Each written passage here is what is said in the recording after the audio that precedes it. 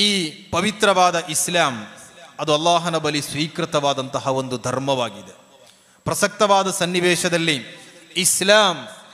ಇಸ್ಲಾಮಿನ ಪ್ರತಿಯೊಂದು ತತ್ವೋಪದೇಶಗಳು, ಅದೇ ರೀತಿ ಅದರ ಸಂದೇಶಗಳು, ನಿಯಮಗಳು, ಅದರ ಧಾರ್ಮಿಕವಾದ ಕಟ್ಟುಪಾಡುಗಳು ಯಾವ ರೀತಿ ಇರಬೇಕು, ಅದನ್ನು ಜನರಿಗೆ ಯಾವ ರೀತಿ ತಲುಪಿಸಬೇಕು ಎಂಬ ಮಹತ್ತರವಾದಂತಹ ಒಂದು ಜವಾಬ್ದಾರಿ ಈ ಸಂಘ ಕುಟುಂಬದ ಮೇಲೆ ಇದೆ.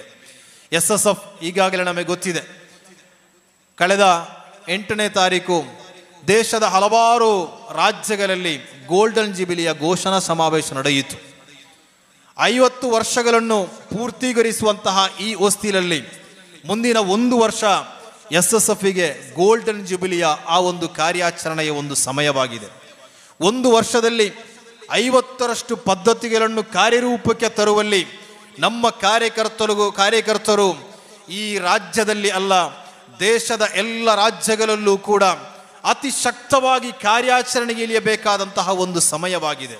ಪ್ರತ್ಯೇಕವಾಗಿ ವಿದ್ಯಾರ್ಥಿ ಸಮೂಹ ಮತ್ತು ಯುವ ಸಮೂಹದೊಂದಿಗೆ SSFನ ಸಂದೇಶ ಸ್ಪಷ್ಟವಾದಂತಹ ಒಂದು ಸಂದೇಶ. ಪ್ರೀತಿಯ ಯುವಕರೇ, ಪ್ರೀತಿಯ ವಿದ್ಯಾರ್ಥಿಗಳೇ, ಪ್ರೀತಿಯ ಕಾರ್ಯಕರ್ತರೇ, ನಮಗೆ ಒಂದು ಸ್ಪಷ್ಟವಾದಂತಹ ಗುರಿ ಇದೆ. ಅಲ್ಲಾಹನ ಬಳಿ ಸ್ವೀಕೃತವಾದಂತಹ ಈ ಧರ್ಮವನ್ನು, ಆ ಧರ್ಮದ ಆಶಯ ಮತ್ತು ಸಂದೇಶಗಳನ್ನು ಎಲ್ಲಕ್ಕಿಂತಲೂ ಮಿಗಿಲಾಗಿ ನಾವು ವಿಶ್ವಾಸವಿಟ್ಟಂತಹ ಈ ಒಂದು ವಿಶ್ವಾಸ, ಒಬ್ಬ ಮುಸ್ಲಿಂ ಆ ಮುಸ್ಲಿಂ ಪರಿಪೂರ್ಣನಾದಂತಹ ಮುಸ್ಲಿಮನಾಗಬೇಕಾದರೆ ಅಲ್ಲಾಹನ ಈ ಧರ್ಮದ ಮೇಲೆ ನಮ್ಮ ನಂಬಿಕೆ ಅದು ದೃಢವಾದಂತಹ ಒಂದು ನಂಬಿಕೆಯಾಗಿರಬೇಕು. ಅದರಲ್ಲಿ ಯಾವುದೇ ಒಂದು ಕಲಬೆರಕೆಗಳು ಅಥವಾ ಇನ್ನಿತರ ಯಾವುದೇ ಒಂದು ಪ್ರವೇಶಗಳು ಇಲ್ಲದಂತಹ ಒಂದು ಸ್ಪಷ್ಟವಾದಂತಹ ಒಂದು ಸಂದೇಶವಾಗಿದೆ. ಆ ಸಂದೇಶವನ್ನು ತಲುಪಿಸಬೇಕಾದಂತಹ ಜವಾಬ್ದಾರಿ ಈ ಸಂಘಟನೆಯ ಮೇಲೆ ಇದೆ. ಕಳೆದ 50 ವರ್ಷಗಳಲ್ಲೂ ಕೂಡ ಈ ಸಂಘಟನೆ ಮಾಡಿದಂತಹ ಹಲವಾರು ಕಾರ್ಯಕ್ರಮಗಳಿದೆ. ಕೆಲವರಿಗೆ ಕೆಲವೊಂದು ಸಂದರ್ಭದಲ್ಲಿ ಸಾಮಾನ್ಯವಾಗಿ ಅವರಿಗೆ ಉದ್ಭವಿಸುವಂತಹ ಕೆಲವೊಂದು ಪ್ರಶ್ನೆಗಳು SSF SYS ಈ ಕಾಲಘಟ್ಟದ ಅನಿವಾರ್ಯತೆಯೇ ಹೌದು.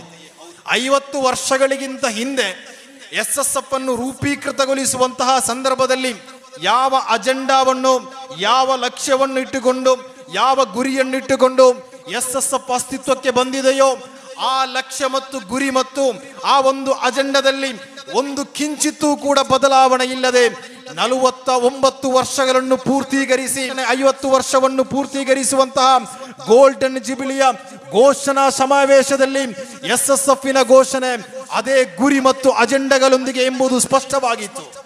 ಯಾವುದೇ ಕಾರಣಕ್ಕೂ ಕೂಡ ನಮ್ಮ ಹಾದಿ ಮತ್ತು ನಮ್ಮ ಅದನ್ನು ತಿದ್ದುಪಡಿ ಮಾಡಬೇಕಾದಂತಹ ಒಂದು ಅವಶ್ಯಕತೆ ಈ ಸಂಘಟನೆಗೆ ಬರಲಿಲ್ಲ ಎಂಬುದು ನಮ್ಮ ನೇತೃತ್ವದ ಆ ಒಂದು ಪಕ್ವತೆಯನ್ನು ತಿಳಿಸುತ್ತಿದೆ. ನಮ್ಮ ಪ್ರತಿಯೊಂದು ನಿಲುವುಗಳು ಎಲ್ಲ ಸಮಯದಲ್ಲೂ ಕೂಡ ಸ್ಪಷ್ಟವಾದ ನಿಲುವುಗಳು. ಕಾರಣ ಇಸ್ಲಾಮಿನ ನಿಲುವಿನಲ್ಲಿ ಬದಲಾವಣೆ ಮಾಡಬೇಕಾದಂತಹ ಒಂದು ಅವಶ್ಯಕತೆ ಇಲ್ಲ. ಆದ್ದರಿಂದಲೇ ನಮ್ಮ ವಿದ್ಯಾರ್ಥಿ ಸಮೂಹಕ್ಕೆ ನಾವು ನೀಡುವಂತಹ ಸಂದೇಶಗಳು ಅದು ಇಸ್ಲಾಮಿನ ಸ್ಪಷ್ಟವಾದಂತಹ ಸಂದೇಶಗಳು. ಆದ್ದರಿಂದಲೇ ಪ್ರೀತಿಯ ಸಹೋದರರೇ, ನಮ್ಮ ಈ ಸಂಘಟನೆಯ ಕಾರ್ಯಾಚರಣೆಯಲ್ಲಿ ಹಲವಾರು ಕಾರ್ಯಕ್ರಮಗಳು ನಡೆಸ್ತಾ ಇದ್ದೇವೆ, ಸಾಂತ್ವನ ಪದ್ಧತಿ ನಡೆಸ್ತಾ ಇದ್ದೇವೆ. ಇದೆಲ್ಲದರ ಮಧ್ಯೆ ಕೂಡ ನಮ್ಮ ಸಂಘಟನೆಯ ನಾಯಕರು ನಮಗೆ ತಿಳಿಸಿಕೊಟ್ಟಂತಹ ಆದರ್ಶಬದ್ಧತೆ ಇರುವಂತಹ ಒಂದು ಗುರಿ, ಅದನ್ನು ತಲುಪಬೇಕಾದಂತಹ ಒಂದು ಜವಾಬ್ದಾರಿ ಈ ಸಂಘಟನೆಯ ಮೇಲೆ ಇದೆ. ಆದ್ದರಿಂದಲೇ ಈ SSF ಆಯೋಜಿಸುವಂತಹ ಪ್ರತಿಯೊಂದು ವೇದಿಕೆಯಲ್ಲೂ ಕೂಡ ನಮ್ಮ ಸಂಘಟನೆಯ ನಿಲುವುಗಳು ಮತ್ತು ನಾಯಕರುಗಳ ಆ ಒಂದು ತೀರ್ಮಾನಗಳನ್ನು ಯಾವುದೇ ಮುಚ್ಚುಮರ ಇಲ್ಲದೆ ನಾವು ಸಧೈರ್ಯವಾಗಿ ಹೇಳ್ತಾ ಬಂದಿದ್ದೇವೆ. ಪ್ರೀತಿಯ ಸಹೋದರರೇ, ಇನ್ಶಾ ಅಲ್ಲಾಹ್ ಭವಿಷ್ಯ ದಿನಗಳಲ್ಲಿ ನಮ್ಮ ಸಂಘಟನೆಯ ಕಾರ್ಯಾಚರಣೆಗಳನ್ನು ಸಕ್ರಿಯಗೊಳಿಸಬೇಕಾದಂತಹ ಅನಿವಾರ್ಯತೆ ಇದೆ. ಪ್ರಸಕ್ತವಾದ ಸನ್ನಿವೇಶದಲ್ಲಿ ರಾಜಕೀಯವಾಗಿ, ಶೈಕ್ಷಣಿಕವಾಗಿ, ಸಾಮಾಜಿಕವಾಗಿ ಹಲವಾರು ಕಾರ್ಯಾಚರಣೆಗಳು, ಹಲವಾರು ಸಂಘಟನೆಗಳು ನಡೆಸ್ತಾ ಇದೆ. ಈ ರಾಜ್ಯದಲ್ಲಿ, ಕರ್ನಾಟಕ ರಾಜ್ಯದಲ್ಲಿ ನೂರಾರು ಸಂಘಟನೆಗಳಿದೆ. ಅದರಲ್ಲಿ ಮುಸ್ಲಿಂ ಸಂಘಟನೆಗಳಿದೆ, ಮುಸ್ಲಿಮೇತರ ಸಂಘಟನೆಗಳಿದೆ, ಅದೇ ರೀತಿ ಸಾಮಾಜಿಕ ಸಂಘಟನೆಗಳಿದೆ, ರಾಜಕೀಯ ಶಕ್ತಿಗಳು ಕೂಡ ಇದೆ. ಅದೆಲ್ಲದರ ಮಧ್ಯೆ SSF ಎಂಬ ಪವಿತ್ರವಾದ ಸಂಘಟನೆ ನಮ್ಮ ಕಾರ್ಯಾಚರಣೆಗಳು ಇನ್ನಿತರ ಯಾವುದೇ ಸಂಘಟನೆಗಳೊಂದಿಗೆ, ಇನ್ನಿತರ ಯಾವುದೇ ಆಶಯ ಮತ್ತು ಆದರ್ಶಗಳೊಂದಿಗೆ ವಿಲೀನವಾಗುವಂತಹ ಒಂದು ಕಾರ್ಯಾಚರಣೆಯಲ್ಲ. SSFನ ಗೋಲ್ಡನ್ ಜೂಬಿಲಿ ಅದರ ಘೋಷಣಾ ಸಮಾವೇಶದಲ್ಲಿ ನಮ್ಮ ನಾಯಕರು ಅತ್ಯಂತ ಧೀರವಾಗಿ ಘೋಷಣೆ ಮಾಡಿದಂತಹ ಒಂದು ಘೋಷಣೆ ಇತ್ತು. ಯಾವುದದು? ಕಳೆದ 50 ವರ್ಷಗಳ ಕಾರ್ಯಾಚರಣೆಯಲ್ಲಿ ನಮ್ಮ ಸಂಘಟನೆಯ ಕಾರ್ಯಾಚರಣೆಯುದ್ದಕ್ಕೂ ಕೂಡ ಯಾರನ್ನೂ ಕೂಡ ಆಶ್ರಯಿಸಬೇಕಾದಂತಹ ಒಂದು ಗತಿಕೇಡು ಈ ಸಂಘಟನೆಗೆ ಬರಲಿಲ್ಲ. ನಾವು ಯಾವುದೇ ಸಂಘಟನೆಗಳೊಂದಿಗೆ ವೇದಿಕೆ ಹಂಚಿಕೆ ಮಾಡಿಕೊಳ್ಳುವವರಲ್ಲ. ರಾಜಕೀಯವಾಗಿರಬಹುದು, ಸಾಮಾಜಿಕವಾಗಿರಬಹುದು, ಶೈಕ್ಷಣಿಕವಾಗಿರಬಹುದು. ನಮ್ಮ ಸಂಘಟನೆಯ ಉದ್ದೇಶ ಎಂಬುದು ಅದು ನಮ್ಮ ಪೂರ್ವಿಕ ಮಹಾನುಭಾವರು ವಿದ್ವಾಂಸರು ಹಸ್ತಾಂತರ ಮಾಡಿದಂತಹ ಪವಿತ್ರವಾದ ಸ್ಪಷ್ಟವಾದಂತಹ ಒಂದು ಸಂದೇಶಗಳಾಗಿದೆ. ಆ ಸಂದೇಶಗಳನ್ನು ತಲುಪಿಸುವಂತಹ ಹಾದಿಗಳು ಅದಷ್ಟು ಕ್ಲಿಷ್ಟಕರವಾದಂತಹ ಹಾದಿಯಾದರೂ ಕೂಡ, ಅದಷ್ಟು ವಿಮರ್ಶೆಗಳನ್ನು ಕೇಳಿ ಬಂದರೂ ಕೂಡ, ಎಲ್ಲ ಅಪಹಾಸ್ಯಗಳು ಮತ್ತು ನಿಂದನೆಗಳನ್ನು ಮೆಟ್ಟಿ ನಿಂತು ವಿಶ್ವಾಸ ಬಿಟ್ಟ ಆದರ್ಶಕ್ಕಾಗಿ ಅತಿಶಕ್ತವಾಗಿ ಈ ರಾಜ್ಯದ ದಾರಿಗಳಲ್ಲಿ ಕಾರ್ಯಾಚರಣೆ ಮಾಡುವಂತಹ ಈ SSF ಪ್ರೀತಿಯ ಕಾರ್ಯಕರ್ತರೇ, ವಿದ್ಯಾರ್ಥಿಗಳೇ, ನಮ್ಮ ಈ ವಿದ್ಯಾರ್ಥಿ ಸಮೂಹಕ್ಕೆ, ಯುವ ಸಮೂಹಕ್ಕೆ SSF ನೀಡುವಂತಹ ಒಂದು ಸಂದೇಶ, ನಾಳೆಯ ಭವಿಷ್ಯದ ಭಾರತ, ನಾಳೆಯ ಭವಿಷ್ಯದ ನಮ್ಮ ರಾಜ್ಯಗಳು, ನಾಳೆಯ ಭವಿಷ್ಯದ ನಮ್ಮ ಯುವ ಸಮೂಹಗಳು ಯಾವುದೇ ಕಾರಣಕ್ಕೂ ಕೂಡ ದಾರಿ ತಪ್ಪುವಂತಹ ಒಂದು ಯುವಕರಾಗಬಾರದು.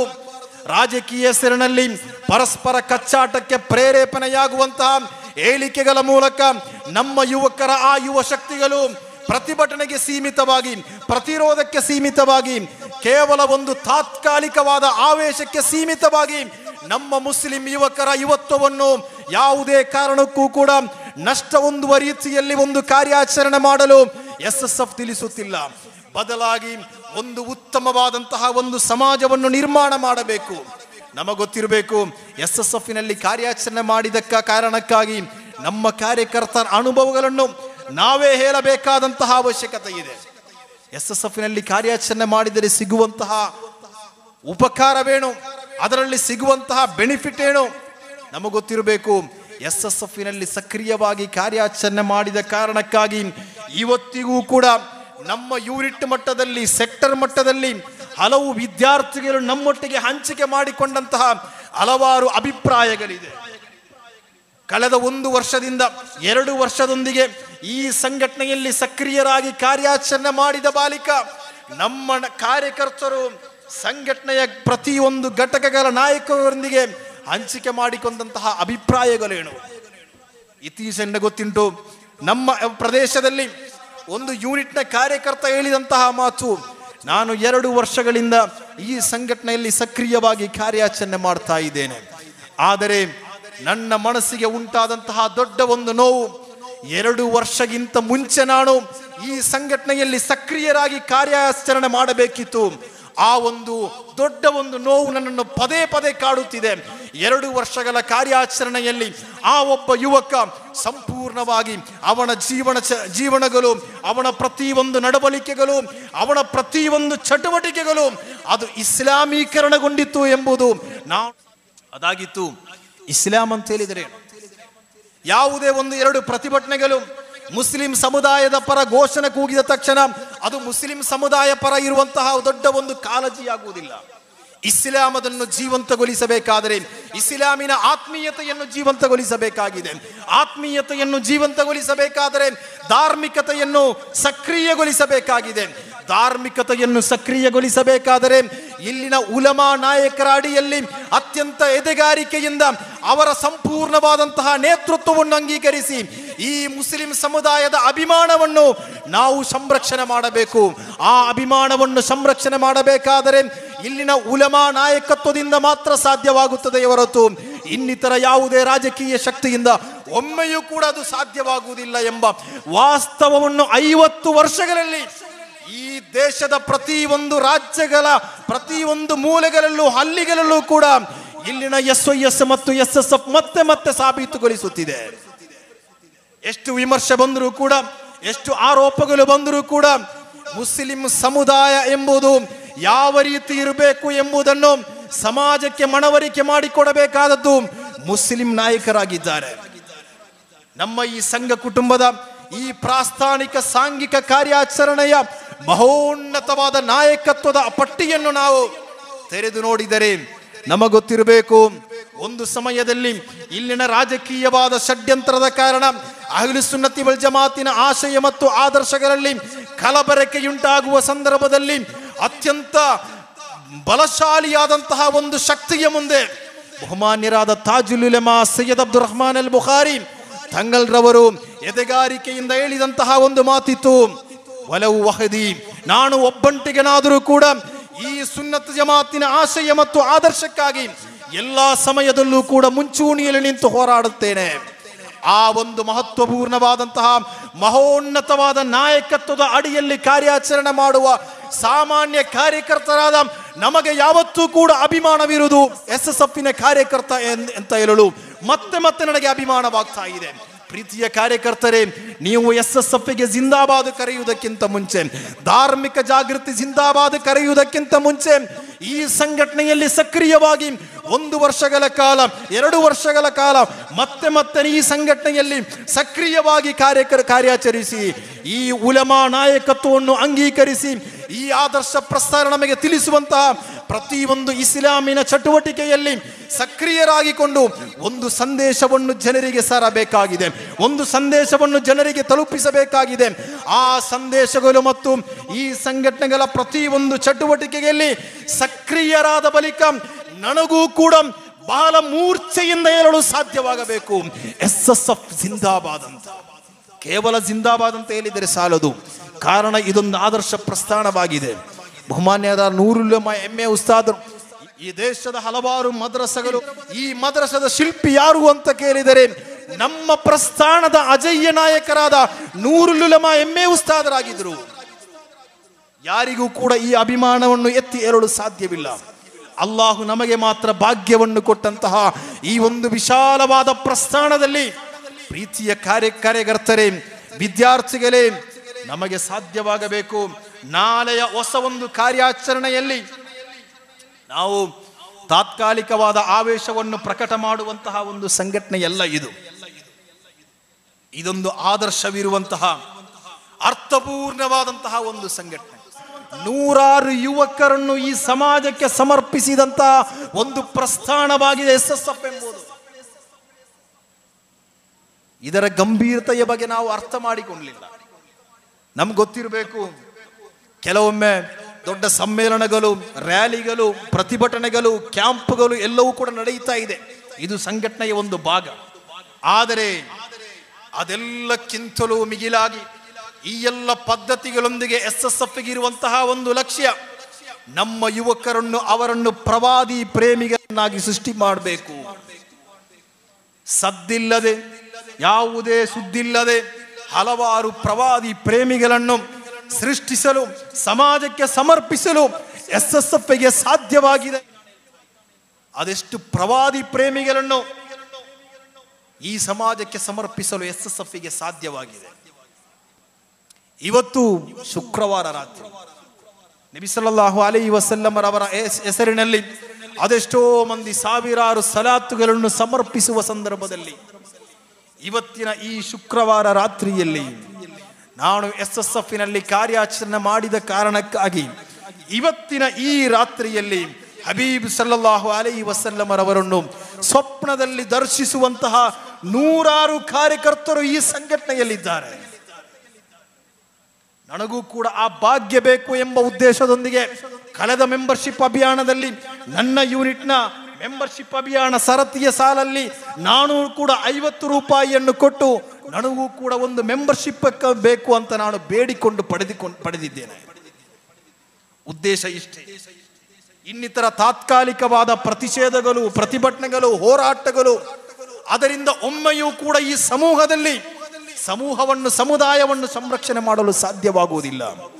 ಇಂಡಿಯನ್ ಗ್ರ್ಯಾಂಡ್ ಮುಫ್ತಿ ಸುಲ್ತಾನ್ ಮೈಪಿ ಉಸ್ತಾದರು ಪಶ್ಚಿಮ ಬಂಗಾಳದಲ್ಲಿ ಒಂದು ಸಂದರ್ಶನಕ್ಕೆ ಹೋದಂತಹ ಸಂದರ್ಭದಲ್ಲಿ ಪಶ್ಚಿಮ ಬಂಗಾಳದ ಮುಸ್ಲಿಮರ ಮುಂದೆ ಅವರ ಅಹವಾಲುಗಳನ್ನು ಮತ್ತು ಸಮಸ್ಯೆಗಳನ್ನು ಆಲಿಸುವ ಸಂದರ್ಭದಲ್ಲಿ ಉಸ್ತಾದರು ಬಹಳ ಮುಗ್ಧತೆಯಿಂದ ಕೇಳಿದಂತಹ ಒಂದು ಪ್ರಶ್ನೆ ಇತ್ತು.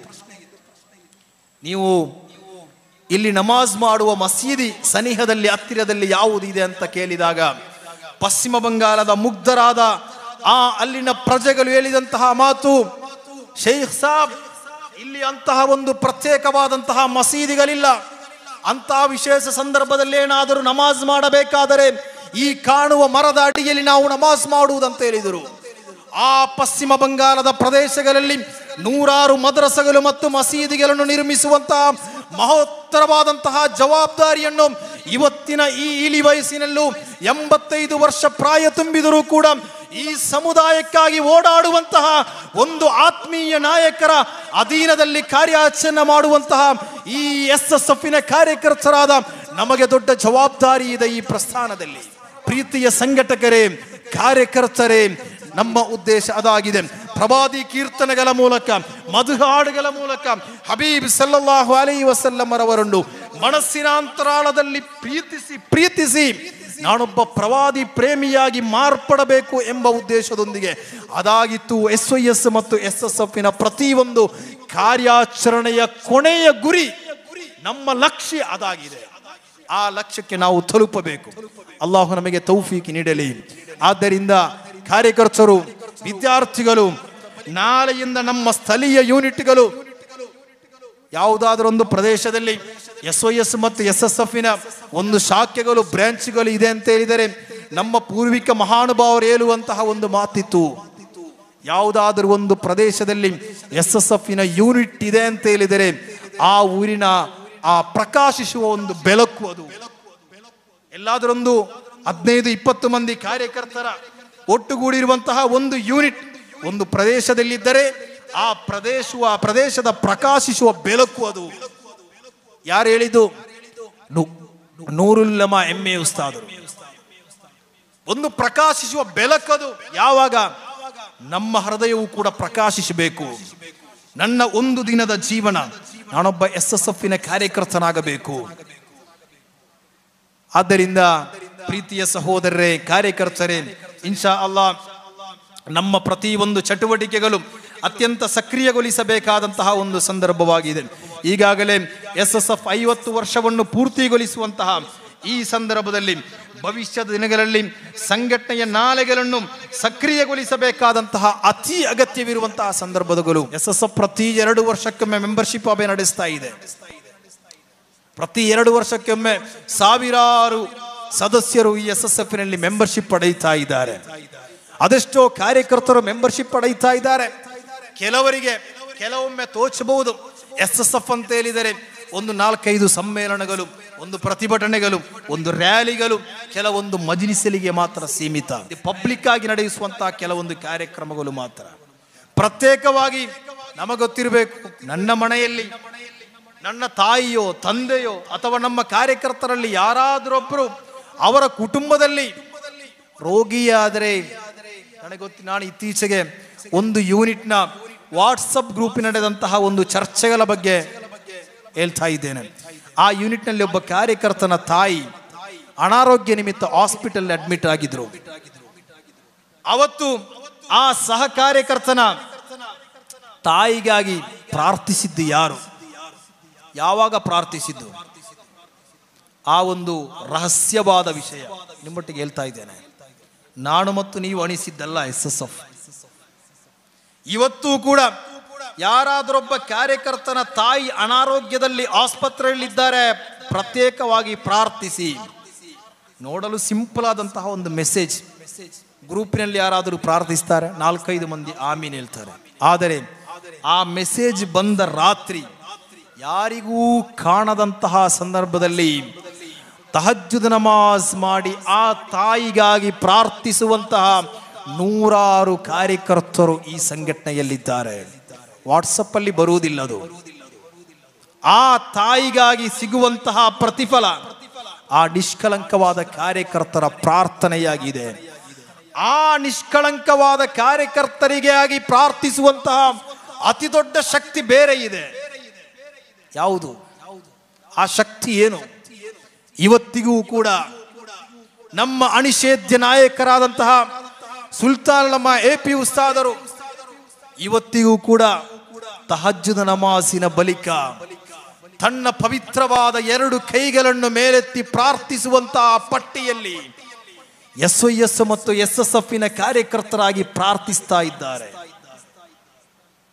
ಪ್ರಾರ್ಥನೆಗೆ ಉತ್ತರ ಸಿಗುವಂತಹ ಮಹೋನ್ನತ ವ್ಯಕ್ತಿ.